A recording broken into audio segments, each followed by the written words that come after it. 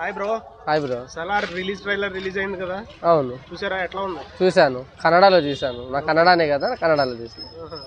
ఎట్లా అనిపించింది? సూపర్ ఉంటుంది. ప్రశాంత్ నీల్ అంటే వేరే లెవెల్. హీరో కాదు, ఎక్కడైనా సరే హీరో కాదు, కంటెంట్ ఉండాలా, తీసేవాళ్ళు దమ్ము ఉండాలా. మా వాళ్ళు రెండూ ఉన్నాయి, గట్టి గుర్తి పెడతాడు, అయిపోయా. ఎట్లా ఉండబోతుంది అనుకుంటారు? బాగుంటుంది బ్రో. నాకు సాహోలో నచ్చలా ప్రభాస్.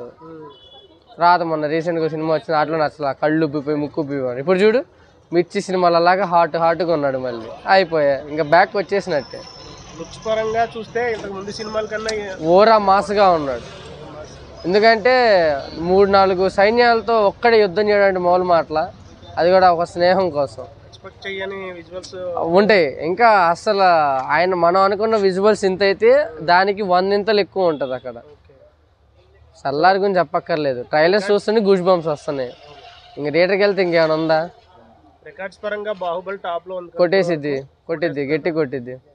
వాడి సినిమాకి వాడే బీట్ చేసుకుంటాడు. పోయినసారి KGF Part 1కి అతనే బీట్ చేసుకున్నాడు, 2ని బీట్ చేస్తాడు, బాహుబలిని బీట్ చేస్తాడు. ఎందుకంటే స్టోరీలో కంటెంట్ ఉంది, కొడతాడు, ఖచ్చితంగా కొడతాడు.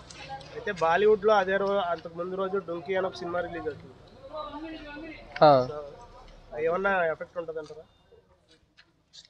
చెప్పే కదా బ్రో, కంటెంట్ గట్టిగా ఉంటే ఇటు పక్కది ఏ సినిమా ఎంత పెద్ద స్టోరీ అయినా గుద్దిద్ది.